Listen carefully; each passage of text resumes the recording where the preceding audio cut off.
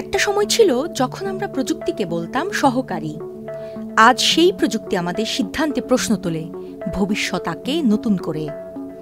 আমরা কি কেবল প্রেক্ষাগৃহে দাঁড়িয়ে দেখছি সুপার ইন্টেলিজেন্স নামের নতুন সভ্যতার জন্ম? আপনি মানুষ না, আমরা এআই। তুই উল্টা লাইনে আসছস কেন রে? স্যাম অল্টম্যান ওপেন এআই এর সিইও স্পষ্ট করেই বলেছেন, আমরা একবার যেদিকে এগিয়েছি সেদিকে পেছন ফেরার আর কোনো পথ নেই। এ যেন এক প্রযুক্তিগত ট্রেন যেটা ছুটছে ভবিষ্যতের অজানা স্টেশনের দিকে। তাতে উঠেছে গোটা মানব জাতি।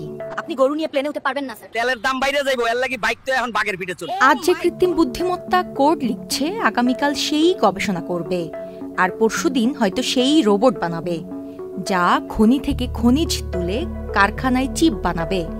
এ যেন মানব সভ্যতার নতুন কারিগর। বান্ডেল থাকলে প্রতি সেনমানিতে টাকা বাঁচবে।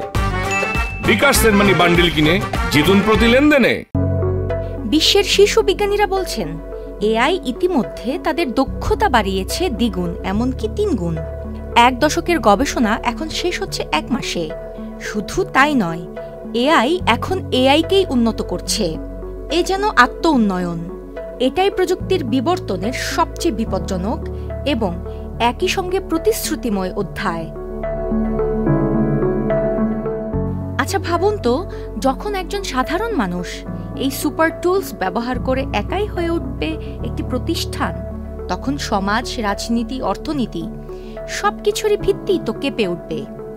কিন্তু প্রশ্ন হলো, এই দুর্বার গতির পেছনে কি মানবতা ছুটে চলছে, নাকি প্রযুক্তি এখন চালকের আসনে? কক্সবাজারে এসে তোমার রোমান্টিক মুড হয় না?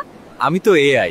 2030-এর দশক, হয়তো আমরা এখনো পরিবারকে ভালোবাসবো, সৃজনশীলতা লালন করব, তবুও বুদ্ধিমত্তা ও শক্তির সংজ্ঞা পাল্টে যাবে।